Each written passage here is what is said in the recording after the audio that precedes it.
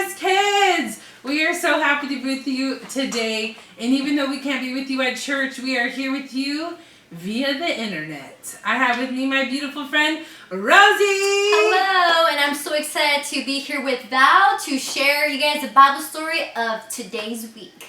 Yes, and today we are going to wrap up the studies that we've been learning about King David and his life.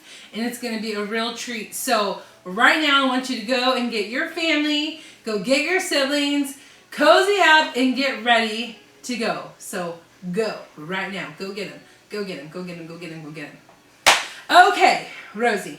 Yes, ma'am. Before we get started, I have a joke for you today. I'm ready to hear it. Okay.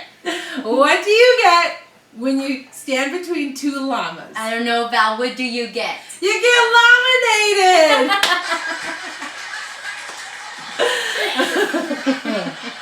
Feel free to use that joke anytime. So, we are going to learn today that David was A man after God's own heart. Yes!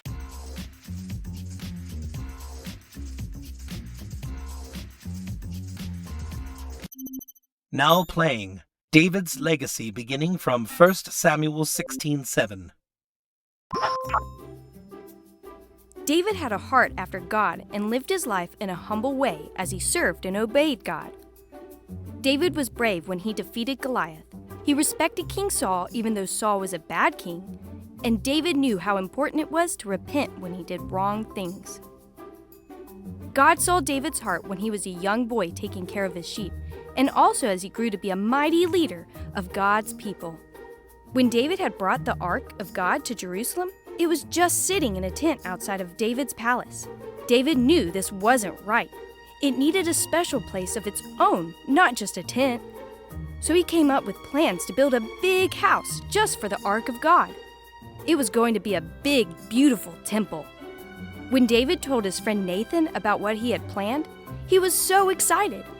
But later that night, God told Nathan, "I don't need David to build a house for the ark. It has traveled this far without a home and has been fine. Someone else will build this house. David's son will continue to lead the people of Israel after David is gone, and that is who will build the house." Then God told Nathan to go and tell David everything he had said. When David heard that God said no to his desire to build the temple, he didn't get mad at God or try to build the temple anyways. David knew God's heart was to give him good things, even though God didn't give him what he wanted. So David obeyed God and went to pray. He told God how amazed he was at everything God had done. David thanked God for all the promises he had made for him and his family. Having a heart after God, like David, doesn't mean you'll always do everything right. It just means you have a heart to obey him in every opportunity you are given. A heart after God obeys. Okay, if you guys have any prayer requests, you can Look us up on Instagram at lrds.kids and send us a message. We are praying for you. We love you. And make sure you tune in next Sunday for the next Bible video. Woo!